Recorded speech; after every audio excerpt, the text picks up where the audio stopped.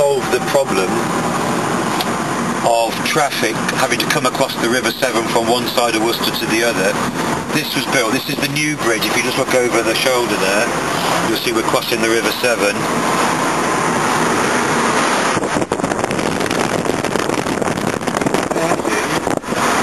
The outskirts over the corner there, can you see that?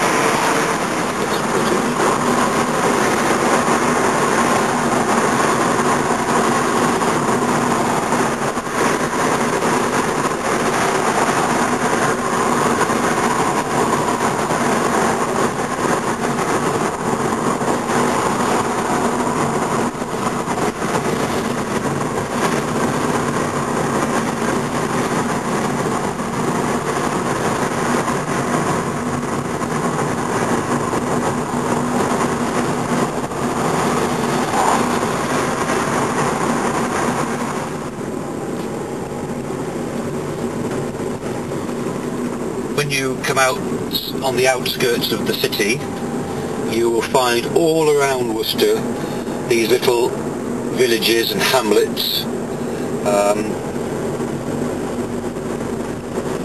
with a selection of houses, and as we come round this bend you'll see, just to the left here, a village school which is just to the left here. A couple of pubs for people to get together and have a drink. An old-fashioned phone box there, British Telecom red phone box. And here we are. This one's called Callow End, and that's the Callow End Junior School.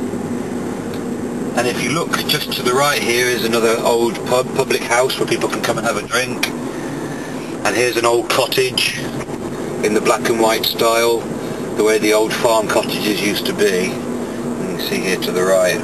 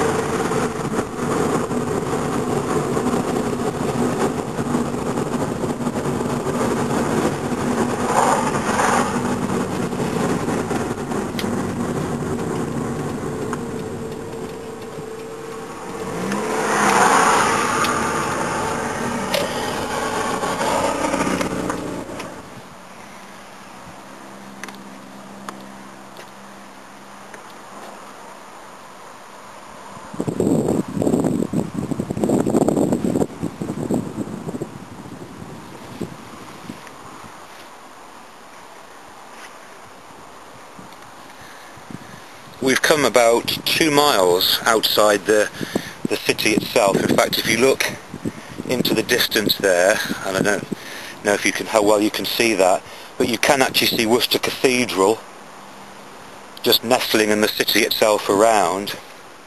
So we've only come, as I say, just a couple of miles out past a couple of the little villages that are on the very outskirts of Worcester, and now we're into what really is typical Worcestershire countryside land. This is a common road. It's not owned by anybody.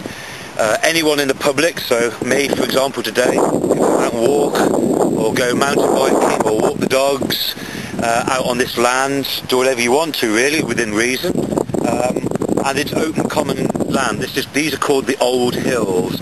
And as I say, you can do a 360-degree panoramic shot and see that once you get outside the city, the buildings, that most of Worcestershire County, which surrounds Worcester the city, is just like this. And what we'll see as we go over this hill in a moment is that some of the land, the other side, is owned by farmers, and they're growing various crops. As I said earlier, wheat, hops and barley in particular. If you put hops and barley together, you get various nice drinks such as beer or cider or perry, which is made from apples, and pears rather, which is what we have quite a lot of in Worcester. In fact, Worcester's well known for its cider, which is made from apples, and it's perry, which is made from pears.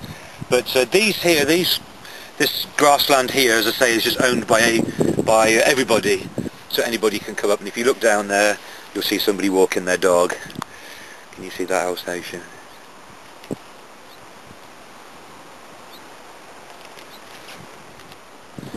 And the question for you to think about, for all of us to think about, is should this land, which is open common land, be turned into factories, houses, schools, Tesco's, etc. In other words, should people be allowed to build onto this? For hundreds and hundreds of years, not just in Worcestershire but all over the UK, these areas have been left alone for either farming or common ground. They're called greenbelt areas now. In other words, they're protected and just kept green. But there's a new green paper, or government paper, in the House of Parliament at the moment saying that should be changed, and that these sorts of areas people should be allowed to build schools and houses and roads and so on. Make your own mind up as to whether you think this should be allowed, and if then Worcester City is not going to use these areas, then where are they going to build houses, or how are they going to accommodate the hundreds and thousands of new people that want to come and live in Worcester and at the moment they don't have?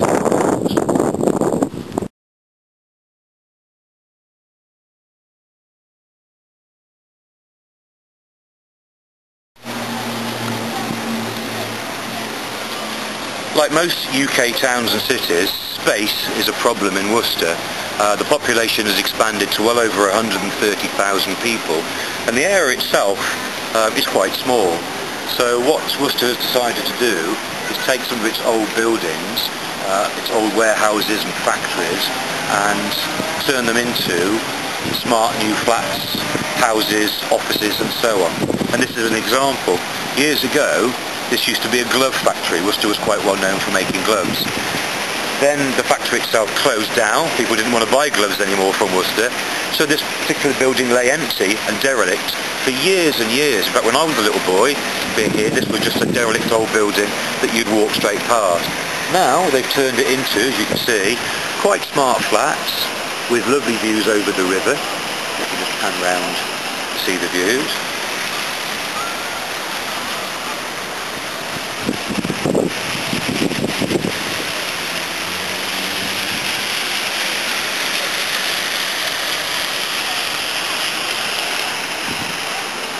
And it's also a fancy restaurant called Brown's, and as you can see, right by the old bridge.